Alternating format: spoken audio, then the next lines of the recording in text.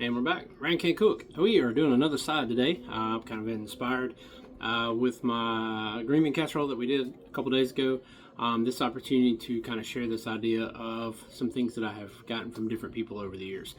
So this side today we're going to do, sometimes I like to make, obviously it's a holiday, Labor Day, I like to do hamburgers, which is always good. You know, I do turkey burgers. Normally don't eat a lot of hamburgers, but I do hamburgers. But I also, fries in the bag are kind of bad. I mean, they've got a lot of oils and stuff in it, so if you're trying to cut back those, there's different things you can do to get rid of that. But today I'm actually going to make what I call roasted red sides. So I'm going to kind of take you guys with us. Hope you enjoy. Hope you enjoyed the last video. And this will be a good little easy side to do. And I've already kind of prepped everything. We'll just throw it together. All right, we're back. It's Ryan Can't Cook. And we are kind of getting this angle. Hopefully you like it. So what I've done, I've cut roasted reds up. Small pieces. Get you some olive oil. If you hadn't ordered this thing, it's pretty cool. It's a spray. And it also has this little flip top. So you can use it either one you want, but I like it.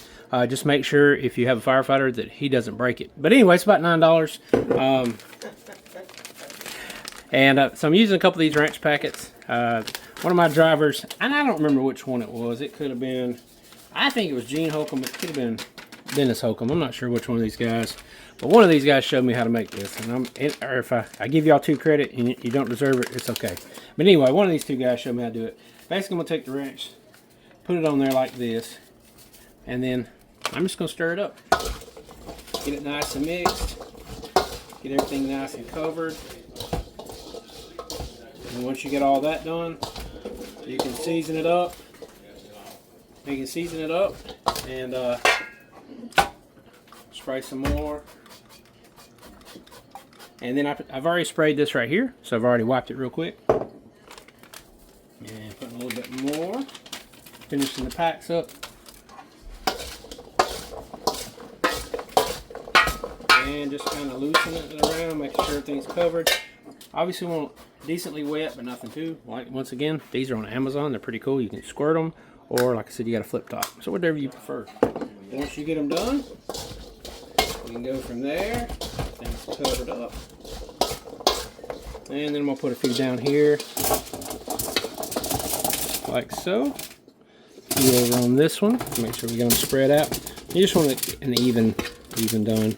I try to put about on 350, give or take 400. And probably cook it about 30-40 minutes. I'll show you when it comes out of the oven here in a couple minutes what it looks like. But that's pretty much what it should be. Once you get this, you're going to pan it out like so. Make sure it's pretty even. You don't want to be too stacked up.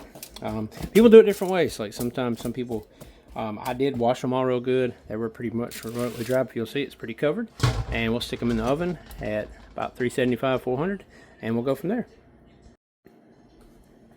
All right, we're back. So we're doing hamburgers as well. Pretty simple. Make a thing. Like I said, I'm cooking easy enough for a rookie to do it. One of the things I want to kind of remind you of is to make sure they're always even. Also, use a thermometer. That helps a lot.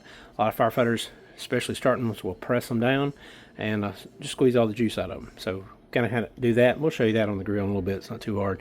But anyway, if you look here, I got turkey burgers on this side, regular beef. I've had a lot of beef in this last week, so I'm asking for turkey. Dano still hadn't sponsored me yet, but this is it right here. We're going to put a little bit of that on it and kind of lightly. Now, he kind of, like I said, he does a lot more than I am.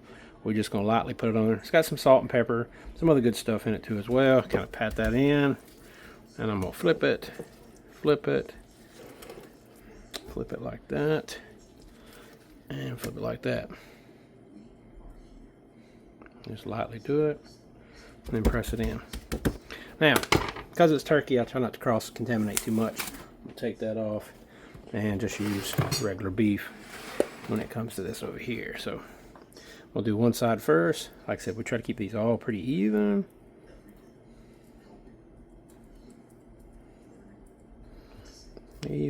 Like I said, I try not to overdo it in case you're trying to cut your salt back. And kind of keep going from there a little bit more. Just kind of press those all in.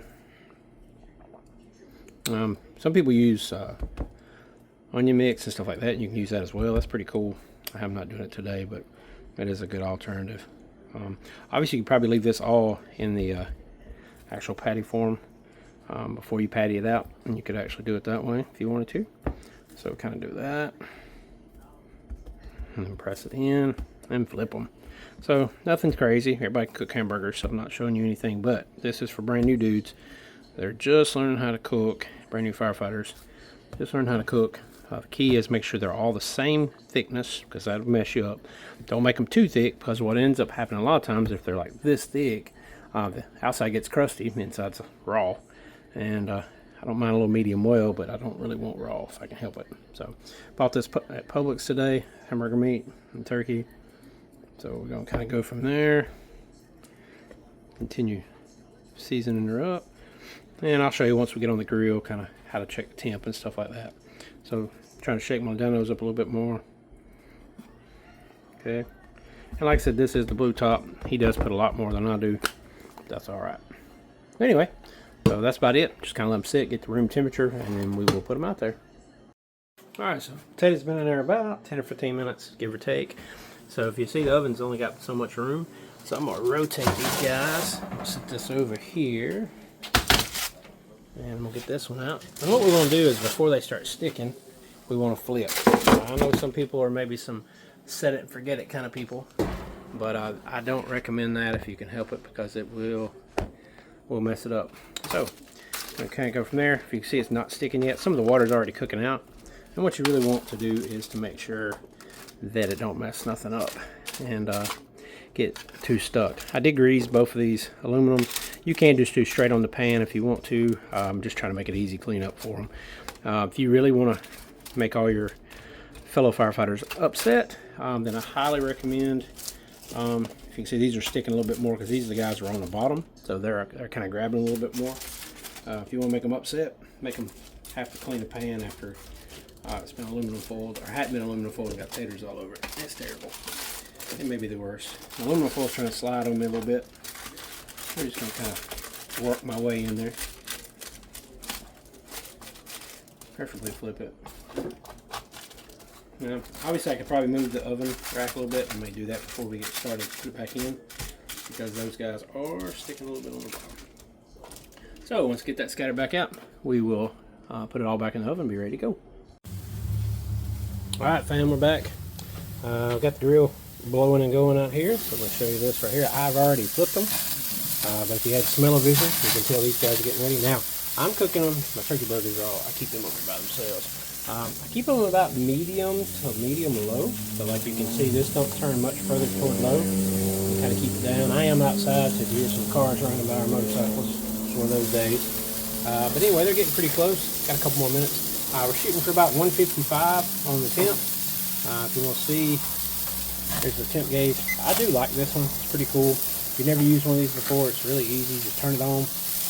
You don't want to punch it all the way through, because otherwise you touch the grill. You just kind of want to push your finger through. Here at 136, so we still got a little bit on that one. Check this one too. Just kind of want to hit the most center part. And 135, so we still got a few minutes. You can see a little bit of that grease out. So one of the biggest rookie mistakes you can do is take this bad boy right here and just mash it down and mash all the goodness out of it. So I'm gonna kind of keep that. These guys over here take about 165, so you can see my temp's back down to about 100 now. So I can poke that. Try not to poke through because they're a little thinner. And these dudes on the end are almost done. So like a couple degrees from being done. So that's got a few more minutes, that's got a few more minutes, but I kind of wanted to get you an up-to-date what the grill looks like. So this is it, having this, and like I said, doing some roasted reds, pretty simple day at the firehouse. Alright, if you can see here, these bad boys are ready. About to take them off the grill, show you real quick how we do this. Get the thermometer on them, we're looking for that 155, 160 range. Bam, we're done.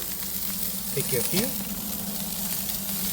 And they are all done, so we're going to take these bad boys off the grill, and we'll go from there. So it sounds like the alarm is about to go off or drifting off, so we're going to throw these bad boys over. Just going to do it, cover them in aluminum foil, just kind of let them sit for a few minutes while we're gone.